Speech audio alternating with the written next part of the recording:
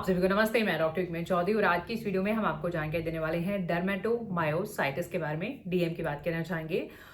ये एक ऐसा प्रॉब्लम है जिसमें आपकी मसल्स मांसपेशियों की बात करें या फिर हम बात करें स्किन की, तो दोनों का ही प्रॉब्लम देखा जाता है। तो आज की इस पूरी वीडियो में हम जानकारी देने वाले हैं कि डर्मेटोमायोसाइटिस क्या प्रॉब्लम है, किन को ज्यादा देखी जाती है, क्या नुकसान इसके हो सकते हैं अगर टाइमली इसका ट्रीटमेंट ना हो। एलोपैथिक मोड ऑफ ट्रीटमेंट यानी एलोपैथी की हम डिस्कस करेंगे दवाओं के बारे में, होम्योपैथिक मेडिसिन भी हम डिस्कस करने वाले हैं। तो पूरी जानकारी के लिए आपको पूरा वीडियो जरूर देखना है। तो आइए स्टार्ट करते हैं। सबसे पहले हम बात करना चाहेंगे डर्मेटोमायोसाइटिस। इसका मतलब ये है, डर्मा मीन्स स्किन, यानी आपका स्किन में रैश हो जाना, दाने निकलना, स्वेलिंग भी देखे जाना। मायोसाइटिस अगेन मसल्स इन्फ्लामेशन, यानी आपकी मसल्स वीक हो जाती हैं, उनकी स्वेलिंग देखी जाती है। तो ये एक ऐसी प्रॉब्लम है जिसमें आपकी मसल्स और आपका स्किन का इन्फ्लामेशन देखे जाना, कई बार रेडनेस भी देखे जाना। रेयर डिसऑर्डर है, बहुत ही कम देखे जाने वाली प्रॉब्लम है, बट कई बार ये फैटल भी हो सकती है इन सम केसेस, हाँ, जहाँ पे टाइमली ट्रीटमेंट नहीं होता है। कि रिस्क फैक्टर्स और कॉजेस की कि क्या वजह है और किन को ये प्रॉब्लम ज्यादा दिखी जाती है, इसको क्लासिफाई तो नहीं करा जाता है ऑटोइम्यून डिसऑर्डर में। ऑटोइम्यून डिसऑर्डर का मतलब होता है ऐसी बीमारियां जिसमें आपका इम्यून सिस्टम यानी आपकी रोग प्रतिरोधक क्षमता मिस्टेकनली, गलती से ही खुद की ही सेल्स को डैमेज करने लग जाए, खत्म करने लग जाए। इसको क्लासिफाई तो नहीं करा जाता है, बट इसके जो सिम्टम्स होते हैं वो सिमिलर होते हैं ऑटो इम्यून डिजीज के। यानी जो लक्षण, जो सिम्टम हमें ऑटो इम्यून बीमारियों में मिलते हैं वही उसी से मिलते जुलते इसमें भी हमें मिलते हैं। बच्चों की अगर हम बात करना चाहें तो 5 से 15 साल का जो एज ग्रुप है उसमें ज्यादातर देखा जाता है। अडल्ट की अगर हम बात करना चाहें तो 40 to 60 की एज ब्रैकेट ज्यादातर देखा जाता है। और महिलाओं में, वुमेन में यानी फीमेल में ये प्रॉब्लम कंपैरेटिवली ज्यादा देखी जाती है। फिर हम बात करना चाहेंगे कॉजेस की कि किस वजह से ये प्रॉब्लम होती है। देखिएगा, कोई डायरेक्ट सर्टेन कि इस वजह से ये दिक्कत हो ऐसा तो नहीं होता है, बट हाँ कुछ रिसर्च, कुछ बिलीव्स हैं, कुछ एक्सपर्ट बिलीव करते हैं कि एक तो ये, जैसा कि हमने बताया था कि इसके सिम्टम्स जो हैं सिमिलर होते हैं ऑटो इम्यून डिसऑर्डर के, तो उसमें भी इसको जो है कंसिडर कर लेते हैं। कि जेनेटिक्स की, जेनेटिक्स यानी कि फैमिली हिस्ट्री, जेनेटिक्स भी इसका रिस्क फैक्टर और कॉजेज में कंसिडर करा जाता है।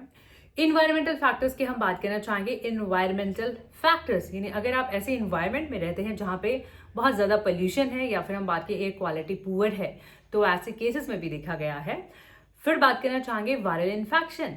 दो आपका वायरल इन्फेक्शन ठीक हो जाता है, आप उसे अच्छे से रिकवर भी कर लेते हैं, बट लेटर ऑन ऐसा देखा गया है कि तब भी ये प्रॉब्लम डेवलप हो सकती है।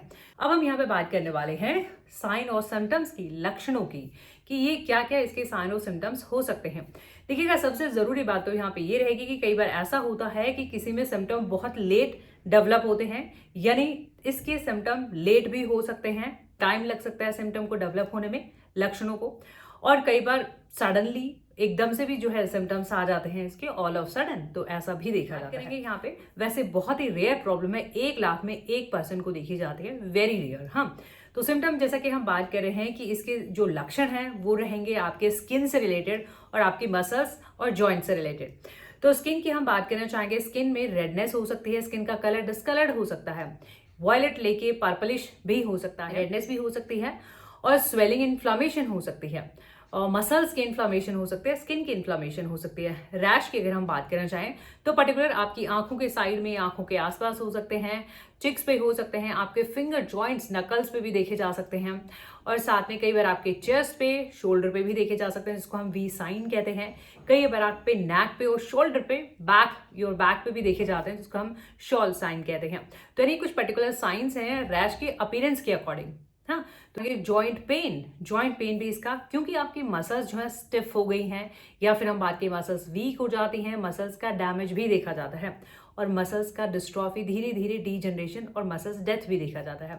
तो क्योंकि आपकी मसल्स यानी मांसपेशियां ही कमजोर हो गई हैं, तो आपको जो भी मसल्स के वर्क है, जैसे अगर हम खाने पीने की बात करें, खाना निगलने की बात करें, सोलो करने में आपको दिक्कत होती है, स्पीच प्रॉब्लम यानी बोलने में भी आपको दिक्कत होती है, उठ के बैठने में भी दिक्कत होती है ना, मूवमेंट करने में भी आपको प्रॉब्लम होती है, जॉइंट पेन आपके देखे जाते हैं। तो ये लक्षण, ये सिम्टम्स हो सकते हैं। डायग्नोसिस की कि क्या जांचें जरूरी हैं, कौन से ब्लड टेस्ट करे जाते हैं और कैसे कंफर्म हो जाता है कि आपको डर्मेटोमायोसाइटिस की ही प्रॉब्लम है। तो हम यहाँ पे बात करना चाहेंगे टेस्ट की। सबसे पहले तो आपके सिम्टम, जो इसके रैश की अपीयरेंस है, जो इसके सिम्टम्स है similar to autoimmune disorder, similar to lupus, जिसके ऊपर मैंने ऑलरेडी वीडियो अपडेट करा हुआ है। ल्यूपस में इंटरनल ऑर्गन भी अफेक्ट होते हैं। किसी किसी केसेस में देखा जाता है कि डर्मेटोमायोसाइटिस में भी आपके इंटरनल ऑर्गन पे असर पड़ सकता है, तो ये भी देखा जाता है। तो यहाँ पे हम बात कर रहे थे टेस्ट की, आपके ब्लड टेस्ट हो जाना जिसमें ऑटो एंटीबॉडीज का टेस्ट कर लेना, ये देखा जा सकता है। इमेजिंग टेस्ट हो सकते हैं, जैसे एक्सरे की हम बात करें, चेस्ट एक्सरे कि कहीं अंदर चेस्ट में इन्फेक्शन तो नहीं है, इन्फ्लामेशन तो नहीं है लंग्स का।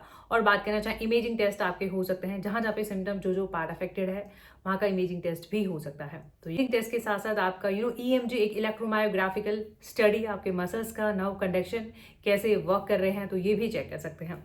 बायोप्सी की हम बात करना चाहेंगे, जहाँ पे आपको रैश होते हैं, दाने होते हैं, वहाँ का बायोप्सी यानी छोटा सा पार्ट लेके उसको स्टडी कर लिया जाता है, क्या क्या चेंजेस हैं, कैसे कैसे और चेंजेस हैं, एडवांस स्टेजेस तो नहीं है। और आपके मसल्स का भी जो पार्ट अफेक्टेड है उस मसल्स का भी बायोप्सी करके सैंपल उसको जो है स्टडी कर लिया जाता है। ट्रीटमेंट की देखिएगा, ट्रीटमेंट इन एलोपैथी कि हम यहाँ पे आपको प्रॉब्लम हो रही है कि आपकी मांसपेशियों में सूजन है, स्वेलिंग है, मसल्स इन्फ्लामेशन है, तो सूजन को कम करने का हमारा मेन मोड रहता है कि आपका स्वेलिंग कम हो जाए, आपके रैश कम हो जाए और आपकी मूवमेंट जो मोबिलिटी है वो ईज हो जाए, यानी मेन पर्पस हमारा ये रहेगा ट्रीटमेंट का। तो ट्रीटमेंट और मैनेजमेंट में यही करा जाता है कि आपको एलोपैथी में स्टेरॉइड या फिर हम बात करें कॉर्टिकोस्टेरॉइड, यानी वो ऐसे स्टेरॉइड्स हैं जो आपकी स्वेलिंग इन्फ्लामेशन को कम करते हैं, रिड्यूस करते हैं। सबसे इंपॉर्टेंट जो बात है वो ये है यहाँ पे कि आपको फिजिकली एक्टिव होना बहुत ही इंपॉर्टेंट है। जैसे कि आपके मसल्स में, मांसपेशियों में दिक्कत है और आपके जॉइंट्स में, मूवमेंट में आपको दिक्कत हो रही है, चलने फिरने में, तो जितना भी आप फिजिकल एक्टिव रहते हो, चाहे वो सिंपल वॉक है या बहुत ही माइल्ड और मॉडरेट एक्टिविटीज हैं, हल्की फुल्की एक्सरसाइजेस भी आप कर सकते हैं ताकि आपकी मसल स्ट्रांग रहे। आपकी बोन, देखो मसल्स और बोन का यही है कि जितना आप थोड़ा बहुत भी उन्हें मूव करते हैं उनमें स्ट्रेंथ आती है। तो आप ये फिजिकल एक्टिविटी आपको फिजियोथेरेपी सजेस्ट करी जाती है कि आप बॉडी को मूव करें, थोड़ा मोबाइल रहें, जिससे आपकी मान लो मसल्स पे थोड़ा डैमेज भी हुआ है तो आपकी मसल उसे कंपनसेट कर लें, उसको बेयर कर लें, कि आपके मसल इतनी स्ट्रांग हो जाए कि जो डैमेज हो उसको रिकवर कर लें। फिजियोथेरेपी जरूर सजेस्ट करा जाता है आपको। और जो आईवी होते हैं इम्यूनोग्लोबिन्स, वो आपको दिए जाते हैं।